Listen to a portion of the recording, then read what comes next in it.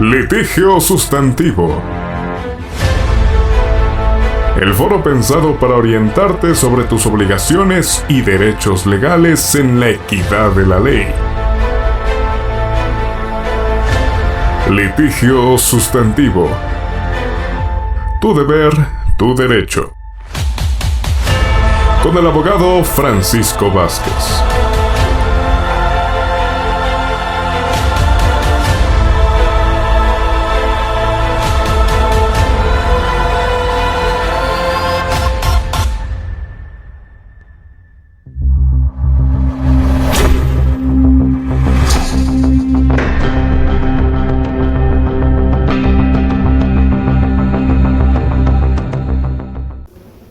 ¿Qué tal? ¿Cómo están? Bienvenidos a Litigio Sustantivo.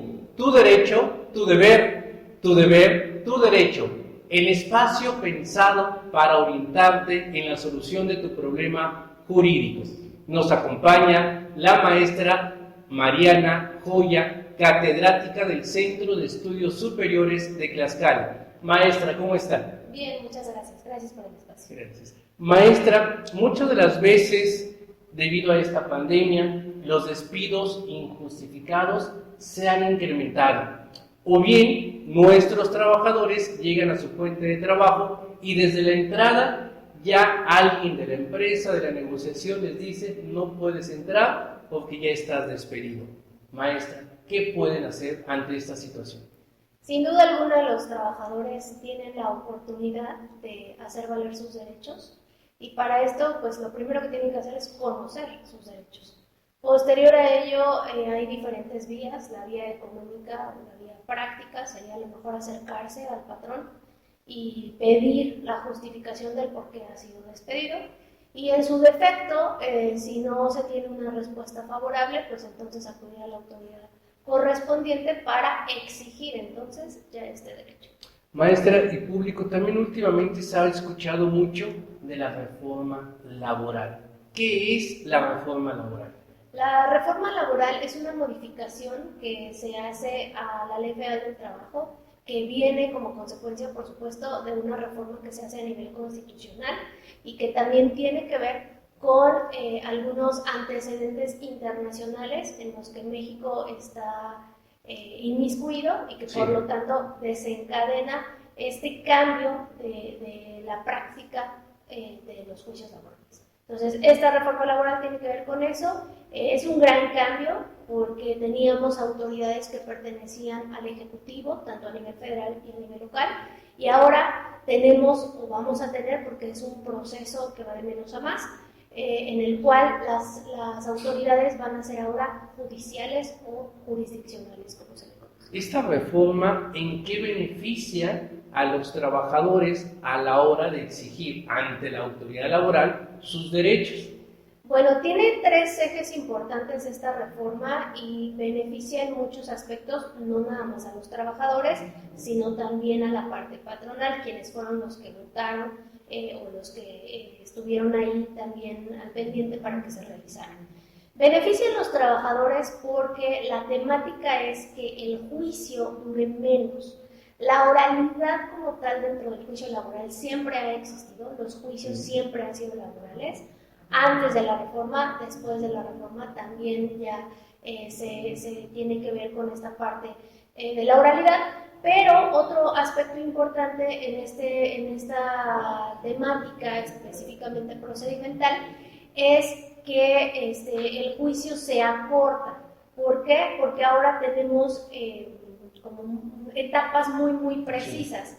¿Qué etapas son estas? Bueno, como lo decía yo, a la hora de llevar a cabo estos juicios, una autoridad completamente judicial o completamente jurisdiccional hace un tanto más práctico el que se lleve el desarrollo del juicio. Entonces, ¿eso que le beneficia al trabajador? Que es más corto. ¿Qué tiempo aproximadamente, de acuerdo a esta reforma laboral, ahora va a tardar, por ejemplo, un juicio de despido injustificado? Bueno, sí varía un poco ya la práctica y la parte teórica, porque de hecho con las reformas que se han tenido, que no es la última, pero no es la única, las reformas que se han tenido se procura o se entiende que el juicio no va a durar más de un año. pero la realidad es que no puede ser así porque pues obviamente vamos teniendo determinado tipo de rezago o bien porque la autoridad pues obviamente tiene que atender no nada más un asunto, sino más asuntos y hay otros factores, otras situaciones ajenas incluso a la autoridad o ajenas a lo que está determinado en la ley, Sí. que sí puede dar como consecuencia que obviamente se alargue un poquito más el juicio, ¿no? Como cuál. A lo mejor que el domicilio estaba incorrecto, a lo mejor alguna situación ya muy particular, que no se puede localizar un testigo o algo así, que puede acontecer a que el juicio se alargue un poco, pero en esencia el juicio va a ser más práctico, va a ser más rápido y lo más importante es que ahora va a ser atendido y resuelto por una autoridad judicial, una autoridad que tiene funciones jurisdiccionales, que era lo que sí nos hacía falta, ¿no? ¿Por qué? Porque ahora la autoridad ya pertenece por completo al Poder Judicial, estatal o federal, y entonces tiene que evolucionar todos estos criterios y controles que tenemos al interior de nuestra norma jurídica. Maestra, retomando lo del despido injustificado, si un trabajador considera que ha sido despedido injustificadamente, ¿qué derechos son los que él puede reclamar? Ok. Cuando un trabajador considera que ha sido despedido injustificadamente, le corresponden todos los derechos inherentes a la relación de trabajo. ¿Qué significa?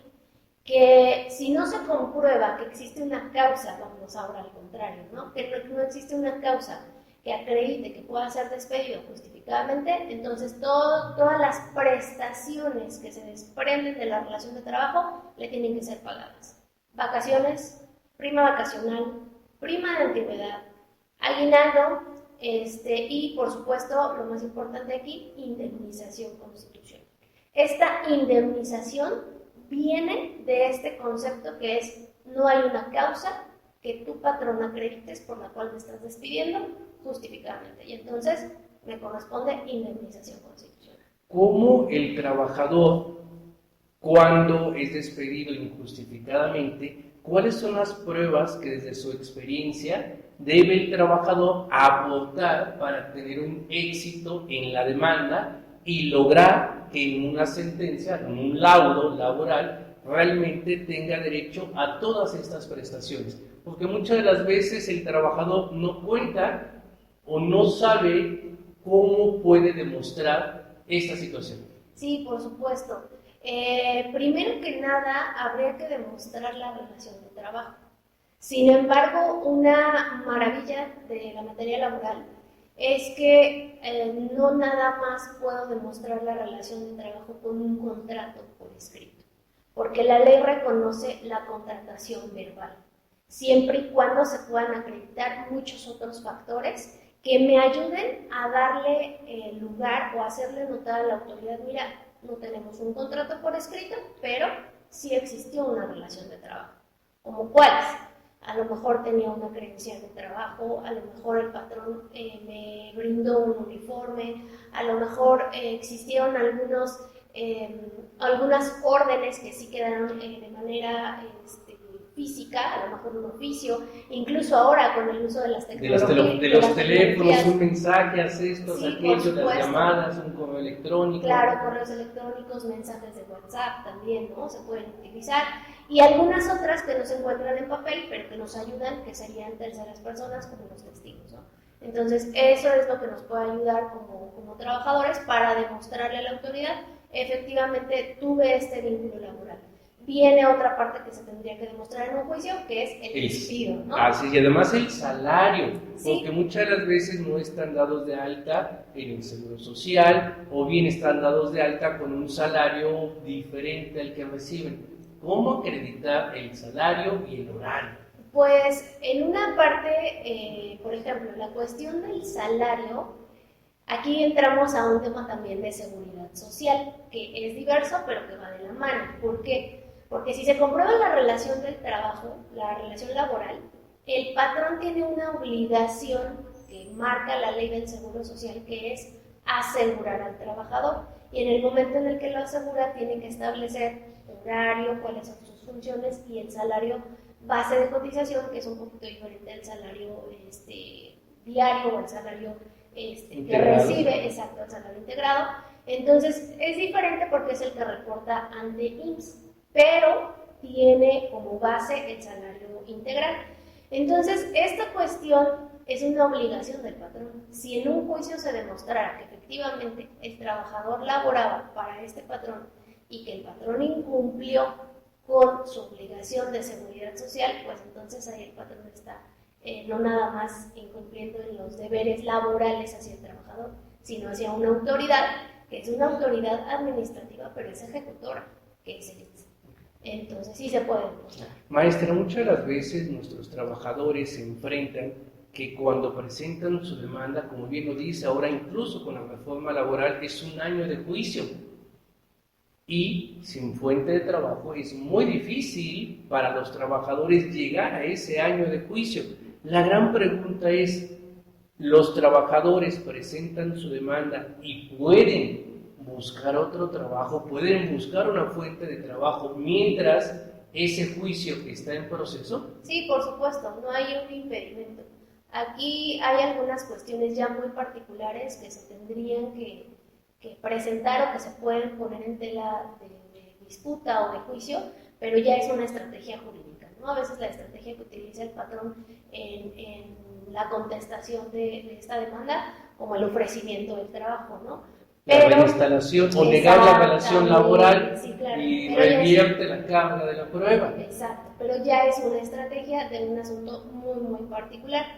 De forma genérica, por supuesto, no se le puede impedir, estaríamos violentando un derecho primordial del trabajador, ¿no? Prohibirle elaborar mientras está el juicio. Y además habría que destacar que, bueno, pasa esta situación, el trabajador es despedido, no le fueron pagados las prestaciones que le corresponden y ahora cómo contrata un abogado, ¿no?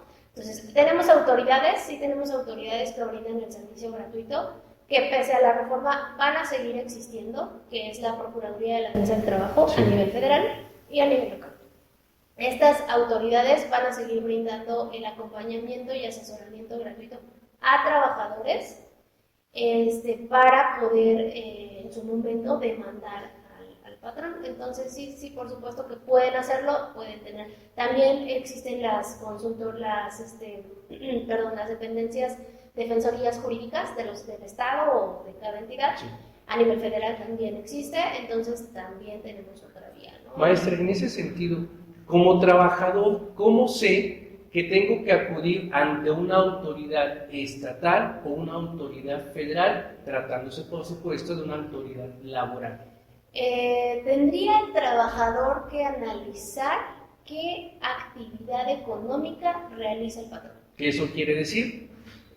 ¿Qué funciones o qué actividades eran las que se realizaban en la empresa, si es que trabajaban en una empresa, ¿no? Para ¿En saber, qué estoy trabajando? Exacto, o dónde estaba trabajando para saber si me corresponde federal o local. Pero bueno, el trabajador no está obligado a lo mejor a consultar la Constitución, que está bien en el artículo 123, o en la Ley Federal del Trabajo. Lo que podría hacer, así de una manera muy, muy práctica, porque la realidad sería esta, acudir a la Procuraduría de la Defensa del Trabajo, estatal o federal, y le van a dar, claro, le van a dar el asesoramiento y le van a decir, somos autoridad competente, si es que la empresa es una actividad que realiza económica que le corresponde conocer a la autoridad federal, o en su defecto no somos competentes, pero puede usted acudir, y entonces lo van a atender o lo tienen que atender. Maestra, muchas de las veces muchos trabajadores son despedidos injustificadamente, pero resulta que cuando les dieron el trabajo les hicieron firmar una hojita como si tratase de una renuncia voluntaria. ¿Qué es lo que podemos hacer? Ese tipo de situaciones muy comunes, muy habituales, pero situaciones al final del día ilegales, se tienen que exponer en la demanda. Ya en un tema procesal hay que analizar qué tan conveniente es para la parte trabajadora expresar esa situación. ¿Por qué? Porque a veces el trabajador pudo recuperar esa hoja y entonces pues ya no hay efecto que pueda trascender respecto a esa aparente renuncia. O hay situaciones en las que efectivamente el patrón lo hizo firmar una renuncia como una condicionante del contrato, situación que sucede mucho. Lo haces valer en juicio y por supuesto que existen pruebas que pueden determinar, que ya son pruebas especializadas, pruebas técnicas que son las periciales, para determinarnos incluso si efectivamente uno fue firmado por el trabajador o dos, si coincide o si hay coincidencia en la tinta que obra en el documento con la firma del trabajador, ¿no? Es decir, pueda suceder que el estampado se dio en otro momento y entonces hay una presunción de que pues no se dio con esta voluntad del trabajador. Maestra, ¿hay alguna prueba que determine la antigüedad de la tinta? Sí, claro. La prueba, de hecho, la prueba la prueba pericial en grafoscopía y documentoscopía es como en conjunto la ideal. ¿Por qué? Porque no nada más la grafoscopía nos determina si la rúbrica o la imagen o pertenece al puño y letra de una persona, en este caso el trabajador, sino que la documentoscopía nos puede decir la antigüedad, el origen de la tinta. Obviamente se requiere un especialista que tenga todos los instrumentos y todas las herramientas para poder determinar esa situación, pero sí se puede. Maestra, durante todo este procedimiento del juicio laboral que usted nos ha comentado, que es aproximadamente un año, el trabajador, ¿cuántas veces tiene que acudir a la autoridad? Porque muchas de las veces por ello dicen, oye, mejor no demando o mejor digo un convenio, aunque el convenio sea totalmente lesivo para sus derechos. ¿Cuántas veces el trabajador tiene que estar acudiendo ante la autoridad laboral para alguna audiencia, algún requerimiento? Ok, con la reforma es por eso digo lo práctico del juicio, porque con la reforma lo que nos permite o lo que se entiende es que solamente vamos a tener dos audiencias, la audiencia preliminar y la audiencia de juicio. En esta audiencia preliminar se va a establecer como tal la controversia real, es decir, en donde trabajador y patrón no coinciden, porque puede suceder que a lo mejor el patrón diga si es mi trabajador o si fue mi trabajador, pero él me reclama un salario de 500 pesos diarios cuando lo real son 300 pesos diarios, ¿no? Entonces, puedan haber nada más algunos aspectos en los que se dicen en términos jurídicos, hay litis, ¿no? Pero hay algunos aspectos en los que no. Esa es la primera audiencia. Entonces, en esa audiencia se van a establecer muy bien cuáles son los puntos en los que hay contradicción para saber dónde realmente tenemos controversia. Y la segunda audiencia, que es la audiencia de juicio, es donde se desahogan, o donde dice la ley, dice la reforma, se va a procurar que se desahoguen todas las pruebas. O sea, tenemos que preparar partes procesales, tanto actor como demandado, trabajadores como patrones, tenemos que preparar todas las pruebas para que para esa fecha se desahogue todo. Y es más, ese mismo día se debe dictar, ahora ya con la reforma, sentencia. Entonces, se supone, ¿por qué digo se supone? Se supone que solo son dos audiencias las que vamos a tener, pero una situación es lo que está en la ley y otra situación es lo que en la realidad puede suceder. ¿Por qué? Porque, por ejemplo, ya a lo mejor agotamos la etapa preliminar o la audiencia preliminar y vamos a tener ahora la audiencia de juicio y a lo mejor no se ubicó a un testigo. Claro, se tiene que diferir. Exactamente. Entonces, a lo mejor los otros desahogos, las otras pruebas sí se van a desahogar, sí se van a llevar a cabo, pero esa va a quedar en espera, ¿no? ¿Por qué? Pues porque obviamente no contamos con los elementos necesarios para el desarrollo completo de esa audiencia o de esa prueba en particular. Ahí los términos son muy cortos, sí son muy cortos, van variando dependiendo de qué aspecto procesal en particular se tenga que desahogar o está pendiente, pero la tendencia es esa, ¿no? O sea, incluso que la ley diga que el juez tendrá que resolver en ese momento, en la audiencia de juicio, tendrá que resolver y emitir sentencia, es algo muy bueno y muy práctico. Pero en la realidad yo dudo mucho que se pueda realizar. ¿Por qué? Pues porque también la autoridad jurisdiccional tiene que realizar un estudio mesurado, ¿no? O sea, sí tiene que hacer como que más conciencia en, bueno, a ver, ¿qué tengo a la vista? ¿Qué fue lo que presentaron las partes? Y a quién realmente le va a dar la razón. Maestra, para ir concluyendo y puntualizando, ¿cuál es el término, cuántos días tiene un trabajador que ha sido despedido injustificadamente para presentar su demanda? La Ley Federal del Trabajo dice que tenemos 2 meses los trabajadores para poder presentar una acción, que sería una demanda, cuando hemos sido separados del centro de trabajo. Entonces, tenemos 2 meses para poder presentar la demanda. Que ojo, hablo de trabajadores que pertenecen al apartado A. Es ¿Qué decir, son quiénes? son los trabajadores que laboramos para particulares, empresas, a lo mejor trabajo en una tienda, trabajo en un centro comercial, en una gasolinera, en una tortillería, ¿no? O sea, para esos trabajadores. Si yo no soy trabajador de gobierno, entonces me corresponde otro apartado, y aquí sí la ley varía un poco porque tenemos una ley federal, pero hay en cada entidad federativa una ley local. Entonces, si trabajo para gobierno o trabajo para una dependencia pública y soy despedido injustificadamente, ¿cuál es el término? Un mes. Un mes. Ahora hablamos 2 meses y un mes. ¿Son días naturales, es decir, contando sábado y domingo, o nada más son días hábiles, de lunes a viernes? Días hábiles, porque se consideran los días en los que la autoridad Está está laborando para recepcionar esa acción, para recepcionar esa demanda. Incluso, por ejemplo, ahorita que estuvimos en pandemia, o en algunos lugares, en algunas juntas, las que siguen trabajando como juntas, en algunas entidades federativas ya tenemos juntas y ya tenemos tribunal laboral, que ya es implementada la reforma. Cuando se dio algún momento, cuando inició la pandemia, pues por supuesto suspendieron términos. Sí. Entonces, hasta que no se oficializó y se publicó que iniciaban los términos, empezaba a correr ese plazo, ¿no? Para poder contabilizar cuánto tiempo tengo para poder demandar. Maestra, ¿qué documentos son los que el trabajador tiene que proporcionar al abogado que vaya a llevar su asunto? Ok. Todos los documentos que tenga con los cuales podamos acreditar la relación de trabajo. Si me dieron de alta en el IMSS, si me dieron mi copia, eso. Si me dieron a lo mejor una credencial de trabajo, también. Si tengo contrato de la relación de trabajo, por supuesto, sería una obligación, pero bueno, no todos los patrones brindan esa copia del contrato.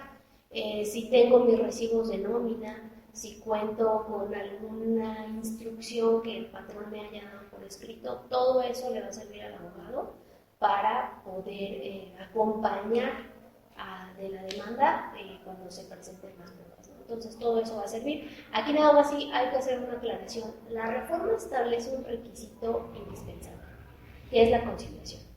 La conciliación siempre ha existido también, es un principio procesal del juicio laboral previo a la reforma, siempre ha existido, la ley así lo manejaba, pero ahora ya es un paso antes.